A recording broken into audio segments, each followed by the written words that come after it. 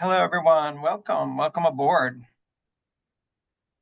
Thank you for joining us today for Imagining a Healthy Future for Casco Bay, a Student Perspective. I think we'll get started.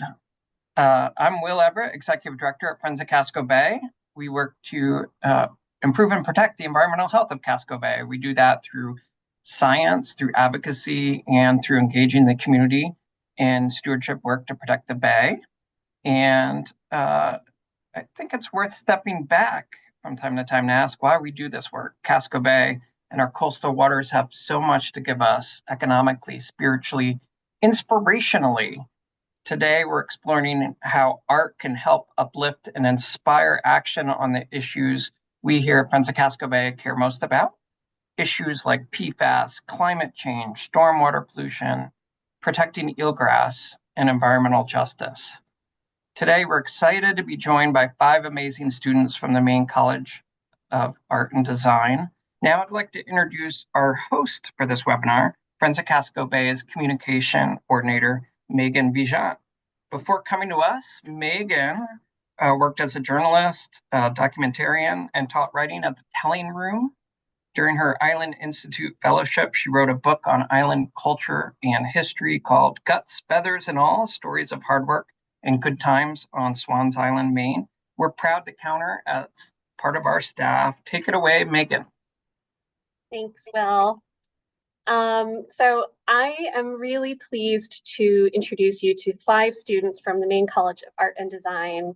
We have Matt Craig, Francy Hinds, Joe Ophardt, Caine Villarreal, and Perci Schumacher. Welcome. I am so excited to have you all join us. Hello. Hello. Hi. So this semester, just to give you some background, Friends of Casco Bay teamed up with our board member, Deb Debiegun. You can see her in the chat. She's there supporting you. Deb Debiegun is a professor at MECA, and she teaches an ocean currents class. So I want to share a slide with you so you can see what we've been up to with them. 20 students signed up for this class, and we've been working with them to share the dirty history of Casco Bay, the progress that we've made, as well as the challenges that we're facing today and in the future. And each of these students picked a topic to research and created a piece of artwork around that topic. They also spent some time picking up trash on the Eastern Prom, learning about the oceans and the coast. And while we're not expecting them to be experts on their topics, I've been spending some time with these artists, and I can see that they have really learned a lot, and they've taught me a lot too. So I'm very excited to share 5 of their pieces with you, and we get to hear from each of these artists about their process. So we're going to start with our first artist. I'd like to introduce you to Mac Craig. Hey, Mac. Hello. So Mac researched the impact of PFAS, which are also known as forever chemicals. They focused on the spill of firefighting foam that happened at Brunswick Landing last August. So AFFF is a kind of firefighting foam that Maine is working to phase out, safely store, hopefully safely destroy, because of these toxic PFAS chemicals, which come with a long, ugly list of health and environmental concerns. You can learn more about PFAS and AFFF in the link that we're going to share in the chat. But this spill that happened in Brunswick was the largest known spill in Maine. Over 50,000 gallons of foam were released, some of which entered nearby Muir Brook, as well as Harpswell Cove. And Mac's painting focuses on Harpswell Cove. Before we get to that painting, Mac, let's talk about your research first. I'm curious what drew you to PFAS contamination and what surprised you? What drew me to PFAS contamination was specifically one moment in one of Will's presentations during class where he described that there were little traces of PFAS everywhere in Casco Bay, and especially in Harpswell, but it's everywhere. And I was like, how? So that's what kickstarted that. And what surprised you about PFAS? Well, I didn't really know what PFAS were to begin with, and it was just both intimidating and intriguing that this substance that rarely, if ever, breaks down is literally everywhere, even in like little quantities. Mm, yeah, it's a little spooky to think about, isn't it? Okay, let's take a look at your piece, Mac. So, can you just like orient us here? Describe what's happening in this scene. This is feels it's kind of got a apocalyptic feel to it.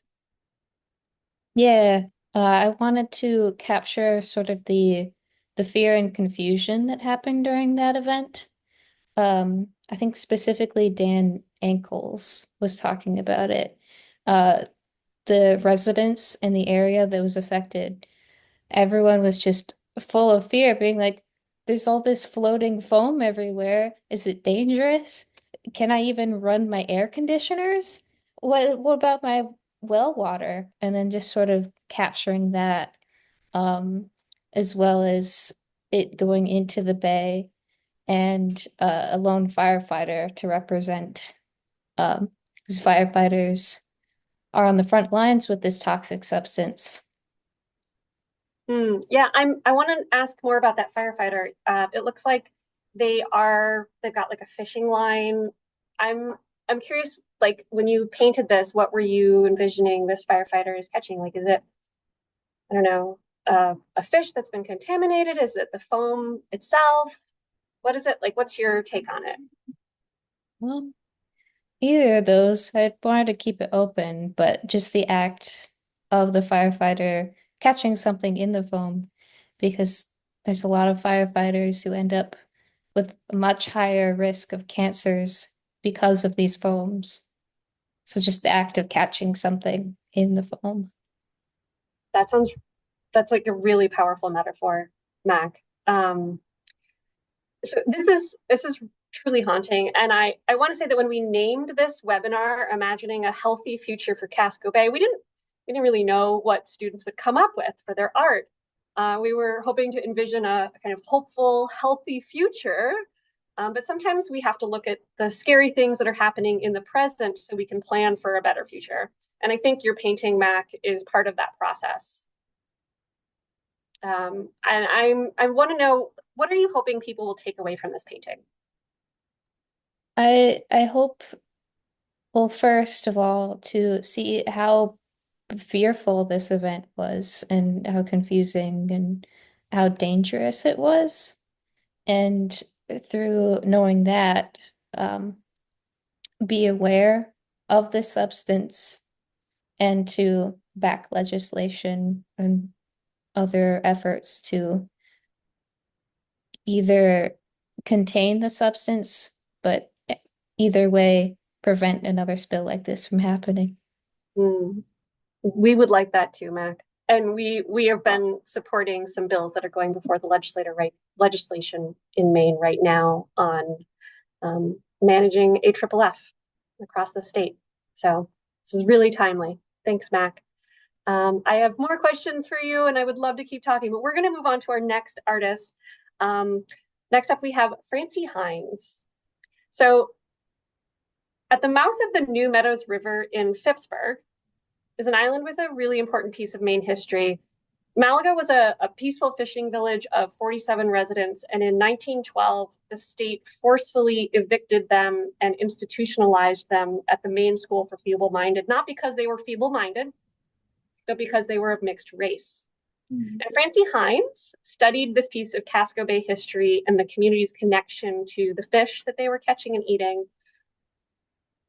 Francy, thank you for doing this research. This is a rough part of Maine's history that a lot of folks are not aware of. Yeah, Um, definitely. yeah, what drew you to this story? Um, Well, honestly, I interned at Indigo Arts Alliance, and Daniel Minter had been involved in some of the research at the time. And like he'd mentioned it to me, so it made me want to learn more about it. Like there are obviously like these uglier parts of history that tend to just go like forgotten about after a while. And so it felt very important to like actually engage with and know more about it. And then like another thing that was like interesting was like the way in which they discovered them was through like this process called vibrocoring. And so that's like essentially they're taking this sort of like cylindrical tube and like pulling out like sections of sediment from the ground.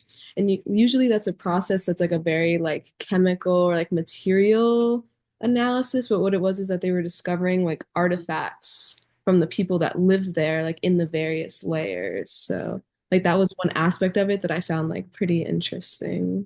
Oh, I like this idea of like going back and looking at the layers of Yeah. history with science and with your art, which has some layers. But before we get to your art, I want to ask a question. You know, this is kind of an emotionally charged topic. Mhm. And I want to, how did you feel as you were encountering this history? Definitely sad. Like it's just like a shame that these things happen. But same thing, I think that once you learn about it, like then you can actually move past it. So like the first step definitely isn't like to forget about it. Like it's definitely to like inform yourself and then try to determine like where to go from that point. And so it's like definitely helpful to like be aware of something like this so that you can kind of like just like put your best foot forward and making sure it doesn't happen again in the future.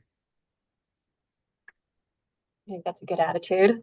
All right, let's take a look at Francy's sculpture. So your sculpture uses I know there's some reclaimed materials, and I can see there are words. Can you tell me what the story behind these materials and the choices that you made? So for our class, recently we had like a cleanup, and so some of this like driftwood and actually this like large plank of wood were like some of the things that we collected. So I was able to like take them and kind of like divide them up. And then essentially like the layers represent same thing like the actual middens that they divided the sediment into. And what it was is that those middens were named after the sort of like people that lived in particular areas within the island that were like descendants from like the original person that came from there. And so the intention of the piece is sort of to like give them like the ability to sort of like reclaim it in a way that's still beautiful. And so it's not just solely like the poor history, like it gives them a sense of ownership again, I hope. Oh yeah, I love that sense of like reclaiming their history and being part of these layers. So I can see McKinney and Marks, and yeah, I've heard Marks as like one of the names, the last names of folks who lived there. Um, what are you hoping your sculpture evokes in people?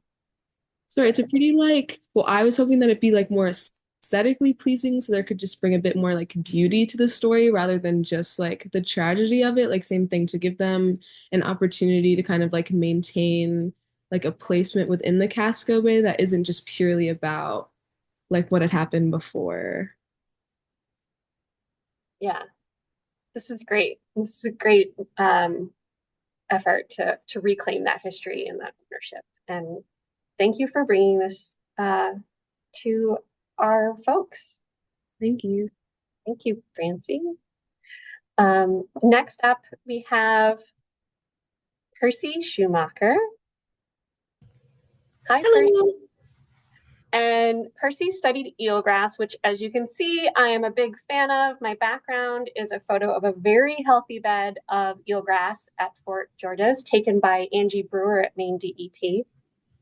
And before we look at Percy's mixed media piece, Hope in the Undertow, which uses some interesting materials to create that space.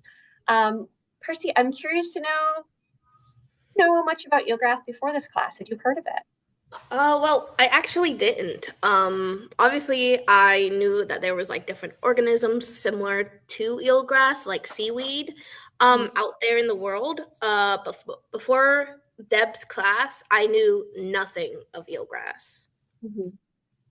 And yet it's really important, right? Like Yeah. it's this habitat for so many fish and shellfish, like when they are little wee babies, this is a safe place for them to be, as well as helping with some climate change concerns like erosion and pollutants, and it even stores carbon when it's a really healthy bed of eelgrass.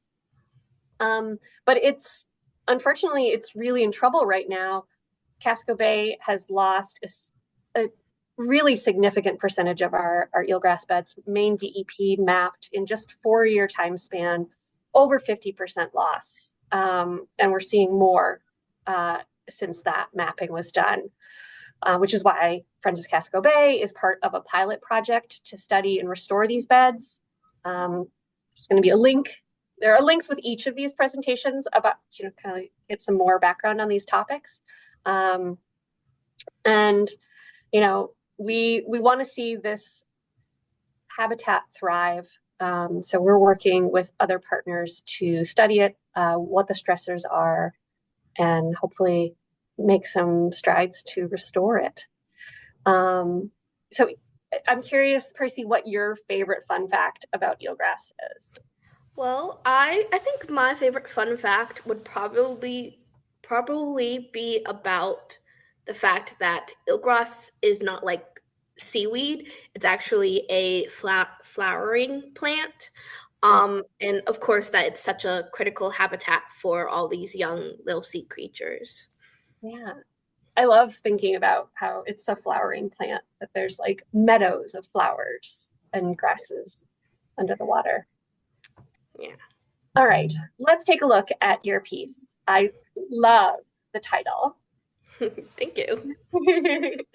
So this is called Hope in the Undertow, and you've got a lot of different materials.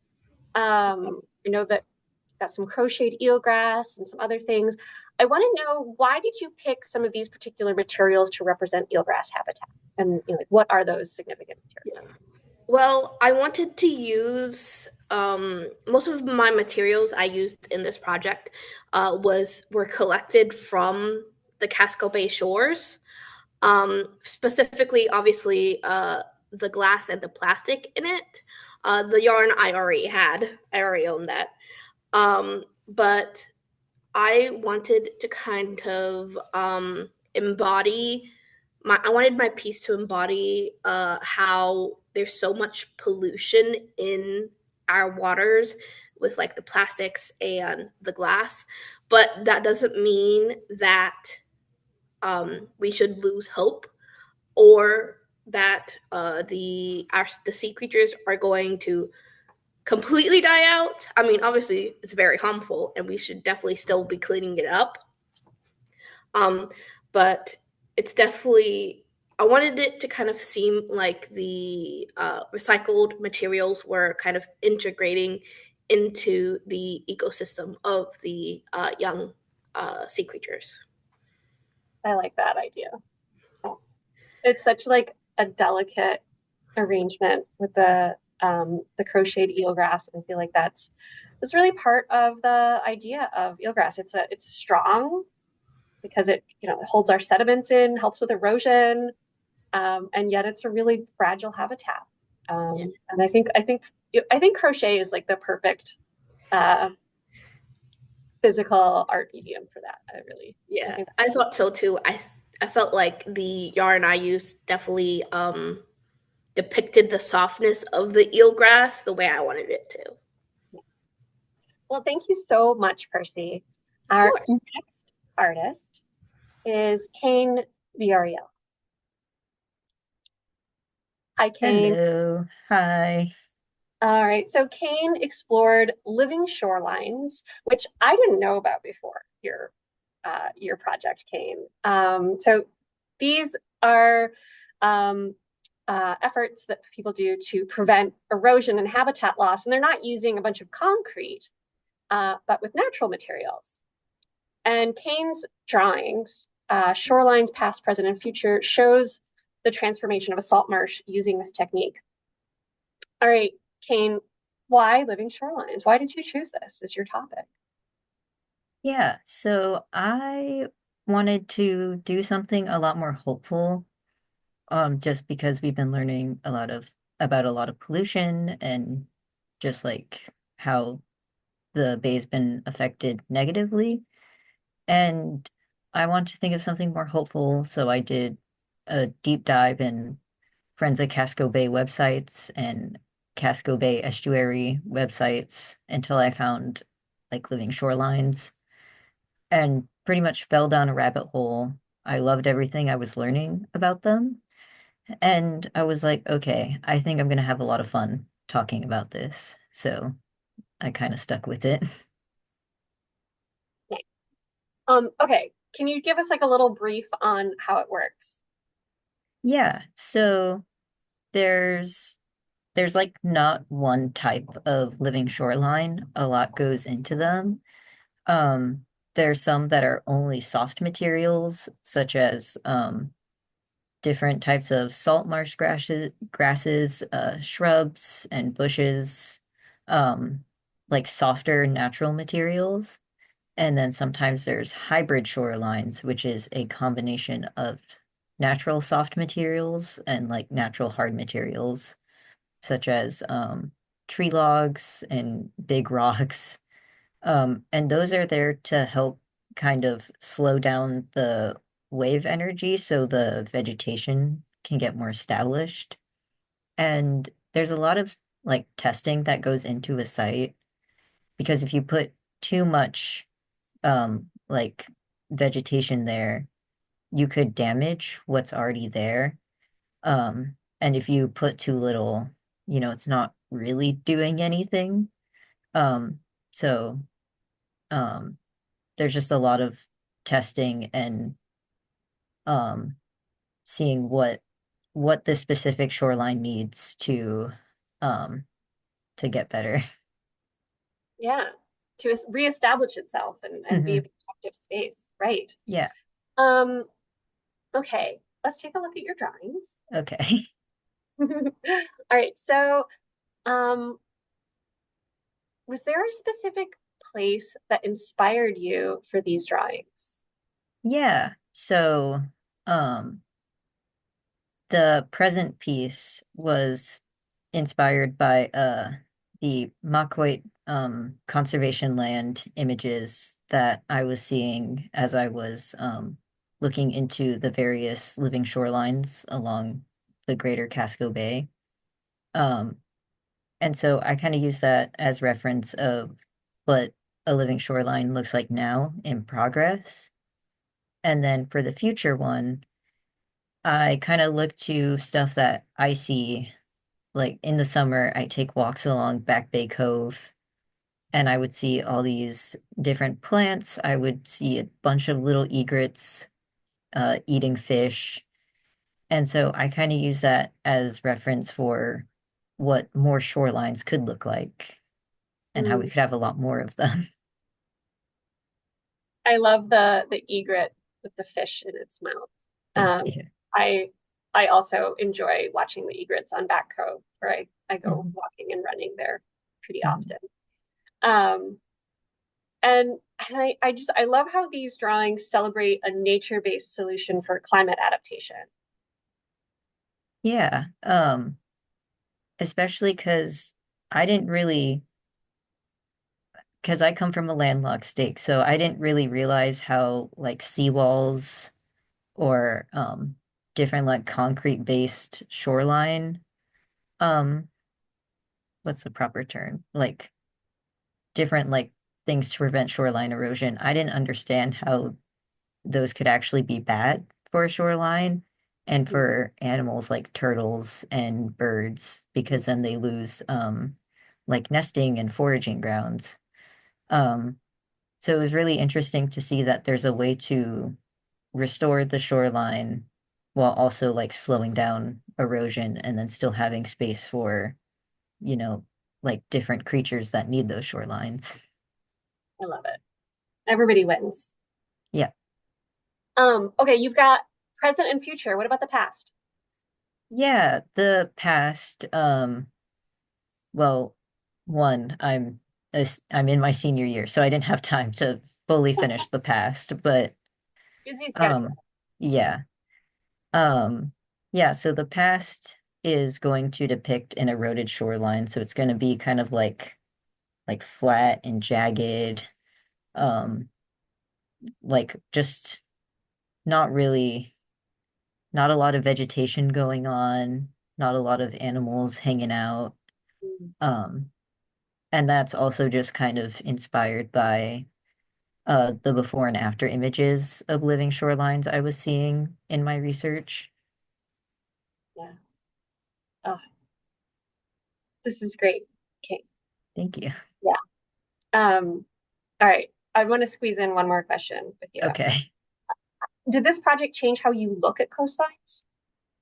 Yeah, it like very much did. Because once again, I didn't really know the specifics of shorelines or even that, when the shorelines are kind of like flat, like straight up like this. I didn't think that that was bad or that it could be.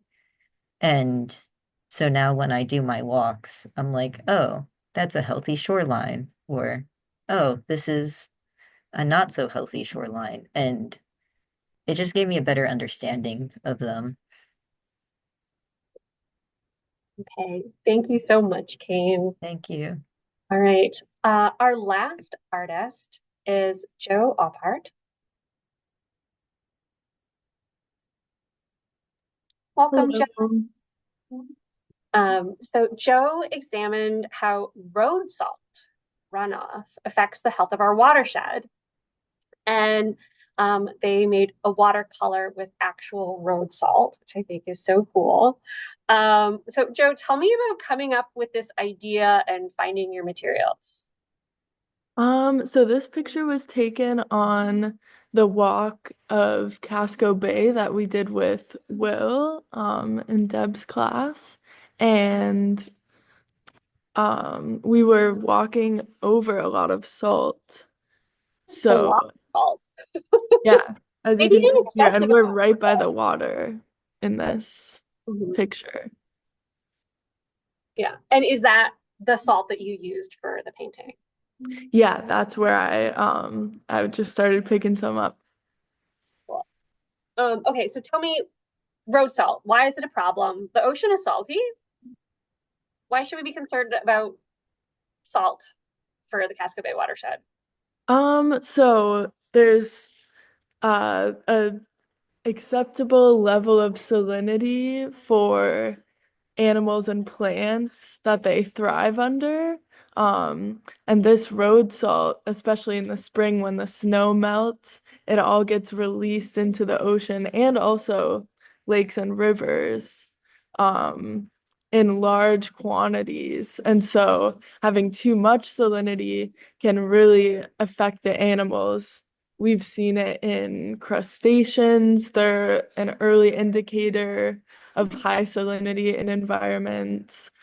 They start slowing down, and yeah. And then these road salts also have a lot of chemicals in them as well. Yeah. And and these are particularly detrimental to our rivers and our streams and all the fish who live in those streams. So I'm excited to share your watercolor. Let's take a look. Tell me about the process of creating this watercolor. So for this piece, I drew out the outline of Casco Bay. And it's a pretty complicated bay with all the little islands and the finger coastlines. And then I took the road salt that I collected and crushed it up, and then I sprinkled it onto I painted some watercolor and then sprinkled the salt on right after, and it started to repel the pigment. And like I can see that there's like little nubs, like more closer to the rivers. Is that like part of your design plan? Yeah, I tried to keep it close to the coastline to reflect how it really gets dispersed into the ocean. Okay, Joe. So we're probably gonna be driving in the winter for a long time, and we need to be safe. Did you come across any solutions? What can we use? What can we do? We have to, get around safely. Yeah, road salt pollution is one of those things where it is a conflict of interest where we do need to be safe on the roads, and so we need something like that to melt the ice and snow. But there's been success with using brine instead, which is a solution with salt in it, but it has 75% less salt. And it also is liquid, so it sticks to the road instead of hitting it and bouncing off like the solid road salt. So you use a lot less salt in general. I like it. And 75%, that's pretty big. That's huge. Yeah. Um, Neat. Really neat. Okay. Thanks, Joe. So I want to invite all of our artists back on screen. And I'm also going to share another art slide with you. So this is a picture, there's three pictures of most, though actually not all, of the pieces made in Deb's class. And we are going to be installing 14 of them this summer for our past, present, and future of Casco Bay, our annual meeting happening, which is the next slide. There you go. Which is going to be at the Hair Secret this summer in Freeport. We really want you all to join us. Some of these artists are going to be there, and some more of Deb's students are going to be there. And there's going to be a discussion with 3 generations of Casco Bay stewards, including our past and current Casco Bay keepers and 2 young marine-oriented folks, plus all this great artwork by MECA students and great food. So please save the date, July 9th. Keep an eye on your inboxes and your mailboxes. Yeah, I can see that there have been some questions from the audience. So let's take the slideshow down and hear from our audience what questions they want to hear from you guys. So you each picked a specific problem or an issue that inspired you. What, if you can see the end of this question, what were your second choice issues? Anybody want to volunteer to answer this one? Do you have a second choice? I'll go. Yeah, go ahead, Percy. So my second choice was actually about the migratory birds that come to the Gulf of Maine to actually feed on the eelgrass. So it would have connections to my project that I end up doing. But yeah. Neat. Yeah, our water reporters have been documenting this. And so, yeah, we'll be curious to hear what you come up with, and we can share what we know too. Anyone else want to share if you had a second choice issue? Or maybe choice Caine. Yeah. Yeah. It wasn't exactly a second choice, but an idea I had was trying to research the relationship between the Wabanaki people and Casco Bay. I just couldn't find a good way to like pitch it so it would fit within the assignment. And also, I understand I'm busy, so I knew I wouldn't be able to give the time it needed to be properly researched. But I thought that would have been really cool to look into if I had more time. Yeah. We are also really curious about that subject. Any other second choice? Next choice, next topics? I'm actually pretty Yeah, curious about the invasive species populations in Casco Bay. And so for like a next assignment, that would definitely be something I'd be curious to hear more about. Yeah, green crabs is one of the big invasives that we think about with our partners on the eelgrass project.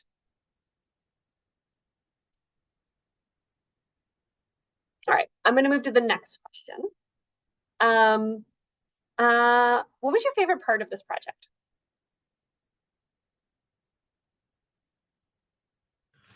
I think for me, my favorite part of this project was, I think, two things. One, actually discovering all the fun facts about eelgrass and how it helps out the climate. Um, and also the actual creation of making all of the materials, specifically the crochet. That was definitely a really fun part for me.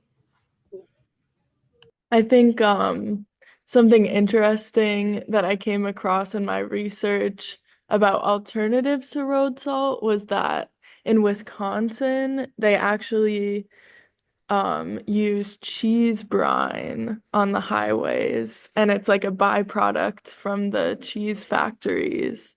So it's like a really sustainable closed system where they don't have to be shipping in trucks. They can use something that they're making right there. Oh, and think how proud those Wisconsinites are to have their roads covered in cheese brine. Um, uh, yeah. Other favorite parts? You chime in? Definitely doing the painting. It was a lot of fun. Uh, especially like obtaining references and things. I had to go quite a wide range to try to. There isn't a lot of pictures of Harpswell, surprisingly. So it took a lot of delving. Yeah. All right. Yeah, I have to agree. The art was probably my favorite part, especially because my main medium is on the computer. So it was nice to not stare at a computer and actually use my hands to physically draw something. Well, I'm glad that you took this opportunity to do a physical medium for us, Caine. How about you, Francie? What was your favorite aspect? Well, I was lucky enough to get a hold of like one of the only copies of this book that was studying Naga Island.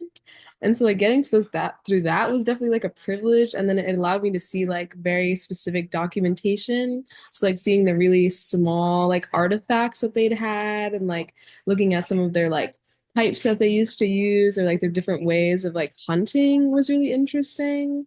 So it was like sweet to actually get to see it and not just read about it. It was nice to actually see the stuff. Yeah, yeah.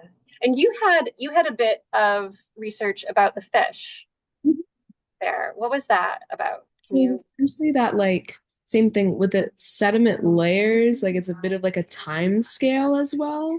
And so like it was like allowing them to see the sort of like prevalence of certain species throughout certain periods of time, but then also like the ways in which they'd handled them or like manipulated them kind of revealed like certain like cultural practices that they had. So it was just interesting like how much just like literally like remains of like fish bones or certain tools like revealed kind of like the kind of agricultural and like hunting techniques that they were using. It was pretty cool. Hmm, good. Um, all right. Let's see. Yeah, we wanna we it looks like our attendees are curious about you guys. What are your majors or your areas of focus at MECA? What are you studying? You're here in ocean currents class, but maybe that's not what you're working on. So my major, I am in sculpture. I tend to do a lot of like crochet sculptures, along also with like wire and jewelry. Cool. Go ahead, Mac.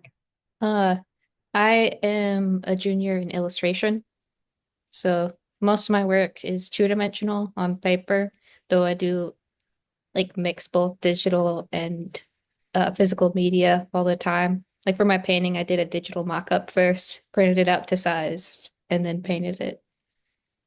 Oh, that's a neat insight into your process. How about you, Joe? What's your Um, I'm a painting major in my senior year, and lately I've been doing a lot of drawing with a brush and ink. So it was nice to use some color in the watercolor of Casco Bay. And Caine, you mentioned digital. Yeah, I'm a senior in animation and game art, specifically game art. So, uh, I mostly do all the technical things that make a game look finished and make it look pretty. But right now, with my senior project, I'm making a game about my experience as an Indigenous person. Cool. That sounds like a really interesting game. I would be curious to check that out. How about you, Francie? What are you studying at MECA? I'm a senior in painting that never paints. So like it was nice to like actually get to paint on something for once. Where like my general like area that I enjoy exploring is like conceptual work or like less like direct. So it was fun to like right see how that translated into the work. But yeah, it was like the first time I picked up a paintbrush in like a year. So Hmm. it's good. Well, I like how everybody's kind of like exploring and stretching their comfort zones with this project. Um, okay. How do you think collaboration between artists, scientists, and the community can foster more effective solutions for environmental protection in Casco Bay? Anybody willing to, Mac, tackle this question for us? Well, you can't really do anything if it isn't communicated effectively. So the main job for artists is to communicate these harder, more abstract topics, specifically about Casco Bay to anybody who needs to know, either legislatures or the populace. So it's much easier to have a creative mind on deck to distill it for the right purpose. Well put. Yeah, Percy, add to that for us, will you? I also think that having like artists on board also gives a different point of view on certain things, which is always helpful to not be locked into a certain mindset. Amen. All right. If there's a piece of advice you would give to others about how to get involved in protecting our environment through art, do you have any advice? What would it be? Francie's nodding. I'm sorry, what was the end of that question? Oh, so if you could give advice to somebody else about getting involved in protecting our environment through art, what would that advice be? Well, I think one thing that this project brought up for like a lot of students in class was like using more like environmentally responsible material, Mm, maybe. Like which is something that right, like not everyone is like consciously aware of that even like the way that you dispose of the paint and then right to like now be like really aware that like all of those things are impacting the water. It's like helpful to like kind of know where you're sourcing materials from and like how you're handling them, I think. yeah, great. Tracy. I think that every little bit of help counts. So it could be something as little as not littering, but maybe something as big as going on to, for example, the Friends of Casco Bay website and volunteering, because I know you guys offer a lot of volunteer options. Um, but yeah, with what Francie said, being mindful of like materials and things that you use in your day-to-day life. Yeah. And if you are curious about volunteering with us, someone will paste a link in the chat right now. So where you can go to volunteer with Friends of Casco Bay. Anyone else? A piece of advice? Art and environmental solutions? All right. I feel like we covered some really good bases here with Percy and Francie. Thanks everybody. Okay. So someone is in the audience is curious about your science backgrounds as artists. Is science something you've been interested in for a while, or is this new to you? Like you signed up for this class. Okay, Percy. And then Jeff. So I've always been kind of interested in science, specifically centered around ecosystems and like sea creatures. It hasn't really made an appearance in my work till now, but a common thread in my pieces is political activism. So I've been recently trying to incorporate that as well as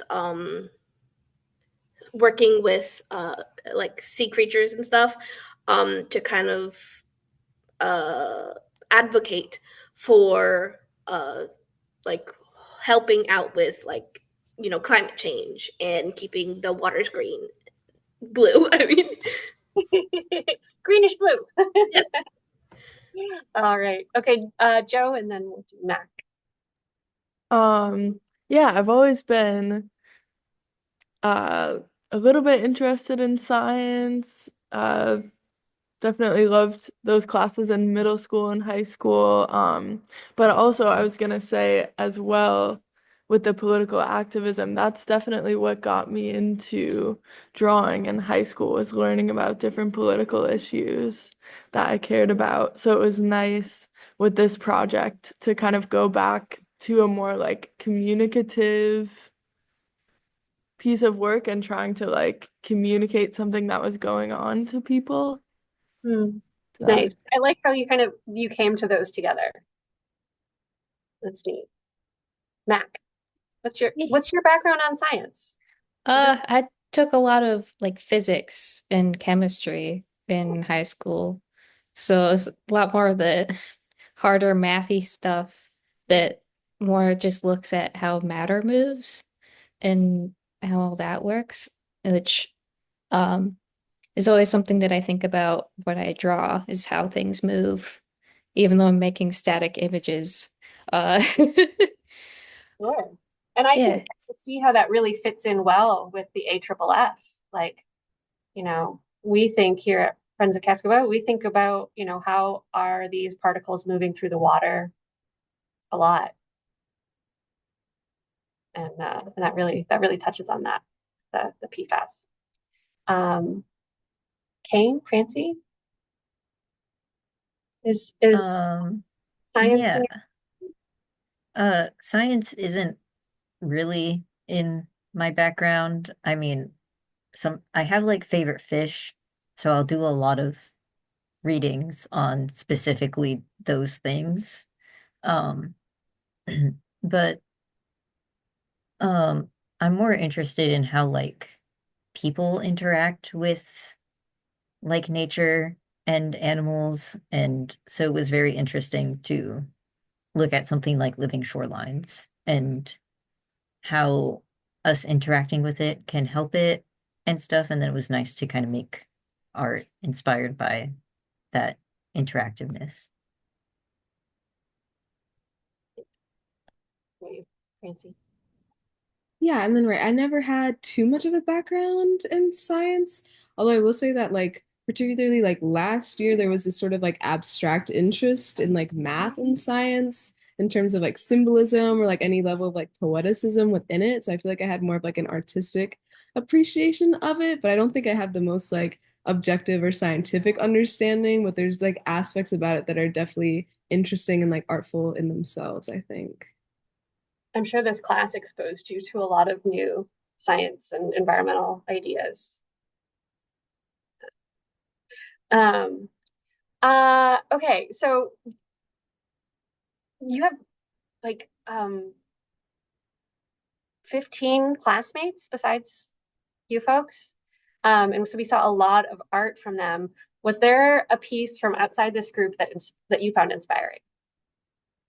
Does anybody want to highlight one of your? Yeah, go ahead, Mac. There was someone who did a green crab movie poster. So it was like inspired by uh more older horror movie posters. So it's just like this intimidating big green crab with a couple of people running away from it. Ah! So that was striking and Yeah, beautiful. nice. Percy. One of our classmates did this really cool multiple like print making piece where it was based on seaweed and kelp, and it was really cool. It reminded me a lot of not essentially like propaganda, but like pieces that look like propaganda. And we were actually allowed to take some of the pieces home because they made multiple of them, that was also really cool. Yeah. Yeah, there's the writing, the messaging over the help prints. That was neat. Yeah, that one will be part of Past, Present, Future, Casco Bay. Any other shout outs to your fellow artists and their pieces? Francy. One of the students made this like really beautiful painting actually, and it was like illustrating like the way in which like the consumption of like microplastics affects like bird life in the Casco Bay. And it was like a really profound, like the colors are really gorgeous, but like the image itself was really sad, but it was just like a pretty strong piece. It was really, really nice. Yeah. It was good. We can also look for that one at the event this summer. All right, Mac, we'll do one more on this one. A shout out to my partner who did a whole project about dry cleaning and the pollution and the effects of the chemicals that has in water and also specifically in Casco Bay. So it's just this big sort of tapestry of a bunch of different fabrics with a bunch of stains on them and the different chemicals that would be used to get them out. Yeah, I like that one too. There's so many great pieces. We could talk about probably so many more. Okay.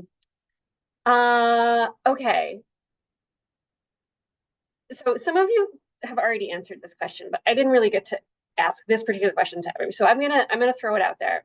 What's something you hope your viewers will leave thinking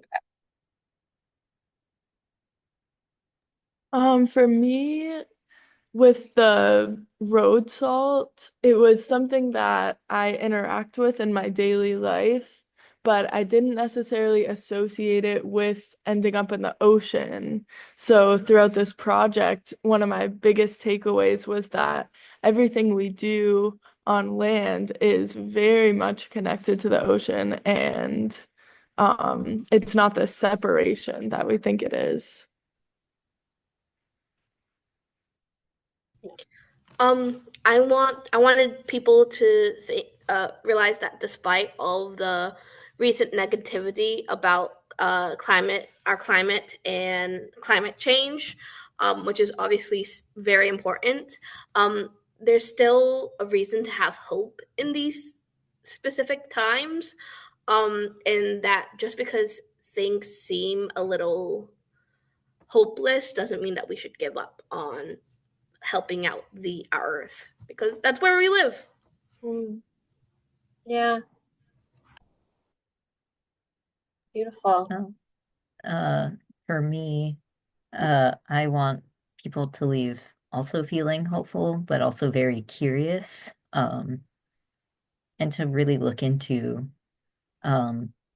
like more natural ways of restoring both our oceans and land, and maybe see if that's like an option for them too, because another part of living shorelines is that it's very cheap.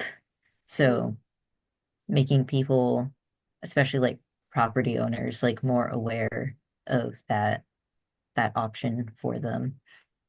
Yeah, they don't have to build a seawall. Yeah. They can have a living shoreline and still have a secure. And it looks prettier too. Yeah. I think one thing I'd want people to take away from my project maybe is that like the whole reason why like an event like that was possible in the first place is because people didn't really care, like they weren't really aware of. And so like I think that if people like like remain more conscious of like provide more support for like other members of the community that could potentially get outcasted would obviously prevent that from being able to happen again. Yeah. Yeah.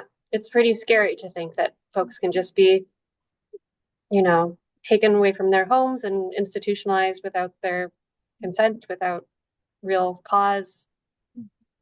Yeah.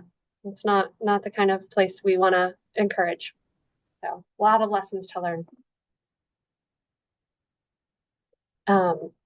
Okay, I'm going to ask you one last question. So each of you can have a turn. And so how has this class changed your thinking either about these issues that you've studied or maybe about your art or approach to art?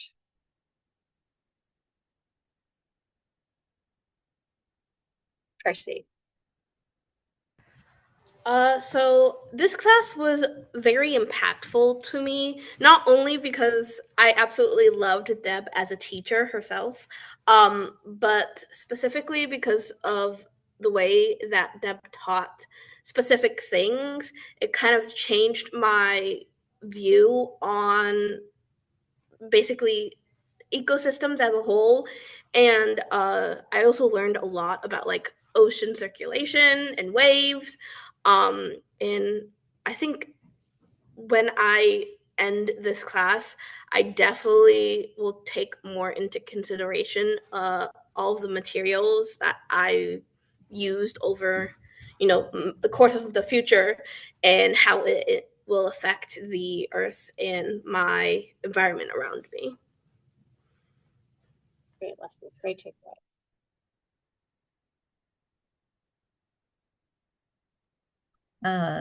Yeah.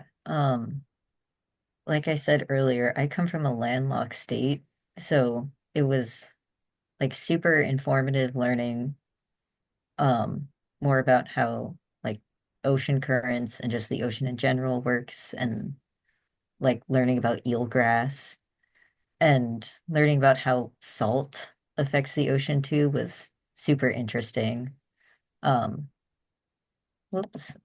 because we don't use salt where I'm from either. Um, Where are you from, Caine, and what do you use? from Where- Montana, Okay. and I'm gonna be honest, I don't remember if we put anything on the road. It might have been sand, Everybody's or we just might driving have around with spikes on their wheels.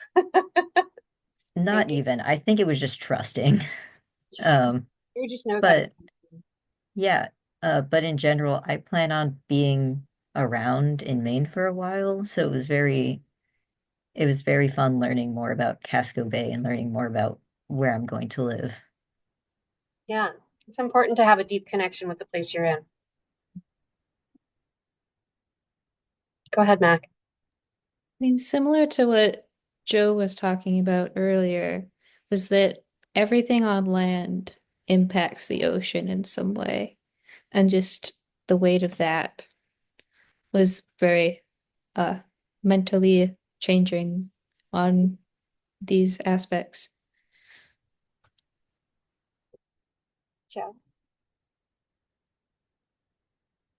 take a stab at this one. Yeah, kind of.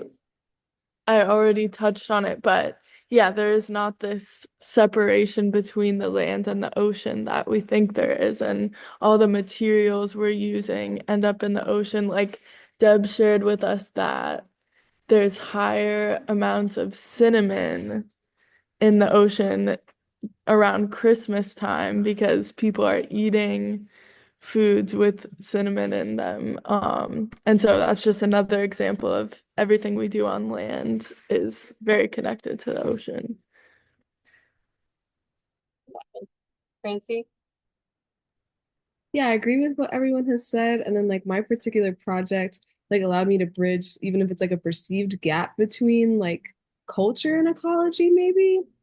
And that right, like no matter how like out of sight or out of mind something is, like no matter like how deep within like the ocean or the ground something is, that it's always still present and it can always still come back up. Like it's just like a nice like flipping on the way that like land impacts the ocean, that like our presence like will always be there no matter what, was like an interesting thing to remember and be conscious of. Yeah. All right. Well, folks, it is 1 after 1, and it's been such a great conversation. Thank you, Joe, Caine, Percy, Mac, Francy, for sharing your art with us.